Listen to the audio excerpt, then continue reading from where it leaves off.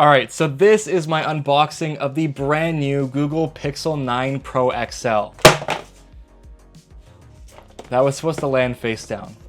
So let's go ahead and take a look at this device, shall we?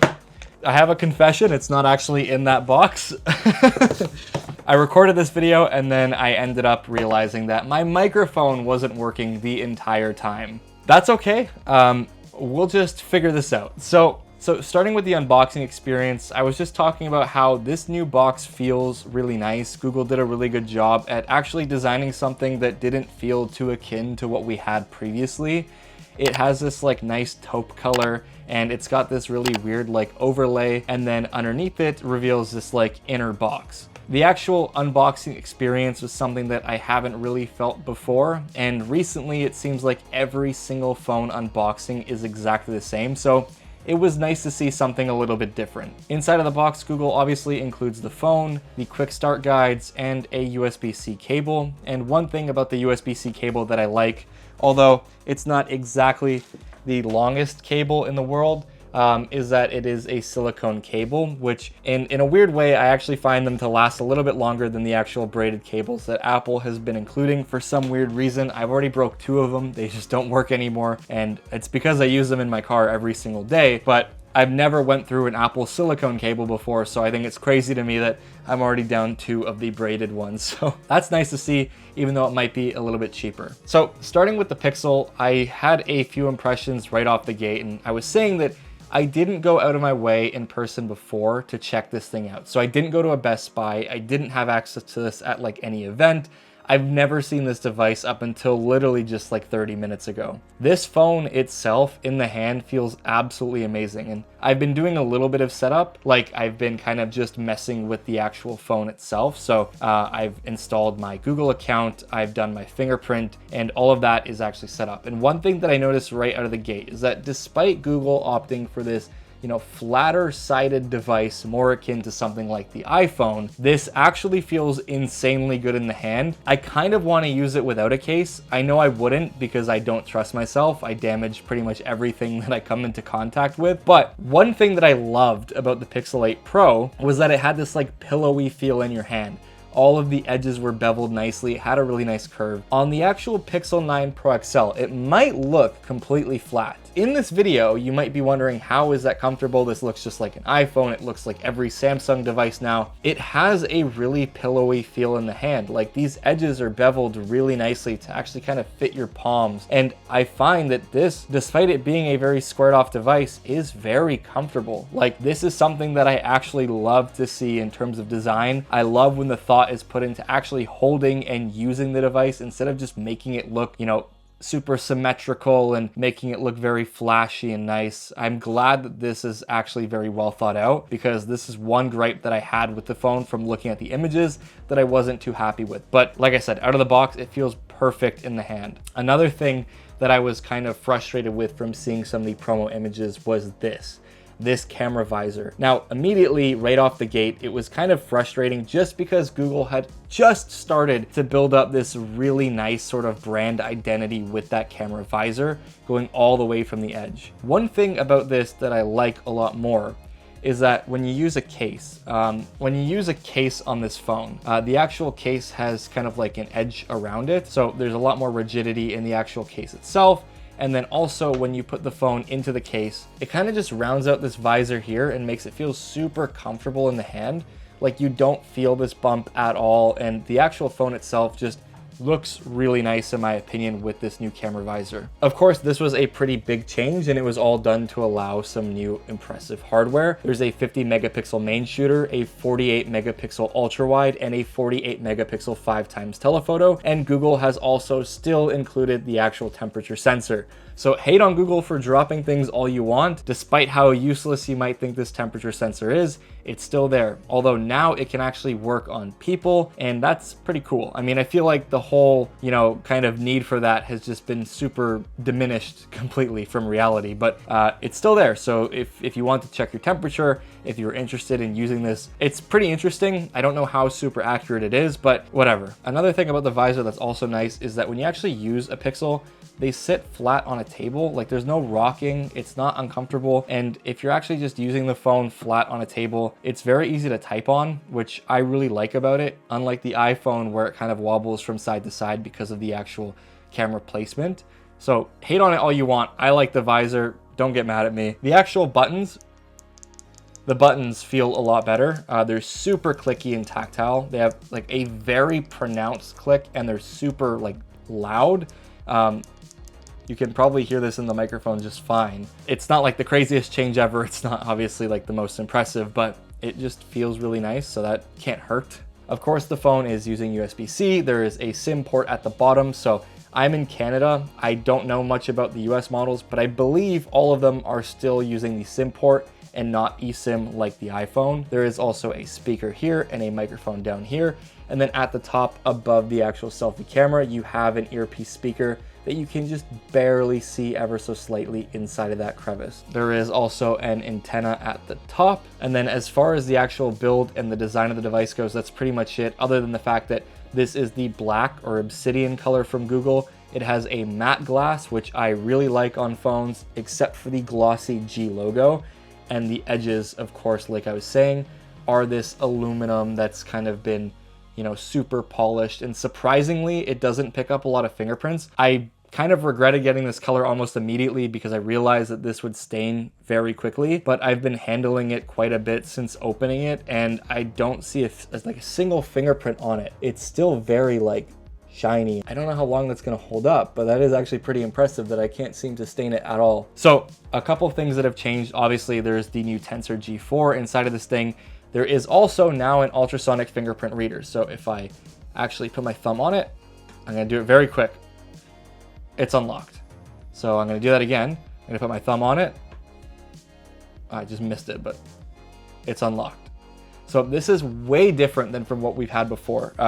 The actual under display fingerprint reader of the Pixel 8 Pro and Pixel 7 and whatnot have all been kind of terrible. They've just been really slow and sometimes not recognizing your finger that well. Happy to say that that's finally not a problem at all. So that is actually exciting, but I do really like that Pixel uses Face Unlock, and the Face Unlock is actually allowed to be used in apps like banking services, which I know some of you might not trust it. I actually use it. I think it works fine. I like Face ID. I like being able to just unlock my phone by looking at it. I think it's more natural. And I've also never really been a fan of the actual under display fingerprint readers. But one reason why I like the Face ID or the actual Face Unlock over the fingerprint is that on these Pixel 8 Pros or Pixel 9 Pros, you can't unlock the phone from a black screen. You have to be using the always on display. You can't actually just put your fingerprint over the actual reader itself, unlike on Samsung. So that is a bummer because that means you have to essentially either tap and then unlock the phone or unlock the phone and then tap it. We're all nitpicking here, okay? But just let me be, I like the Face Unlock. So the actual display is a 3000 nit 120 hertz display. It is beautiful. I've just been kind of messing around with it in the house, and then I just went outside to take a couple of photos before realizing, shockingly, that my audio had broken in this video. But it is a beautiful display. It is noticeably brighter than the iPhones. I'd put it side by side, but I'm using the iPhone for a top down, but just trust my word on that. I put the phones in my hand side by side.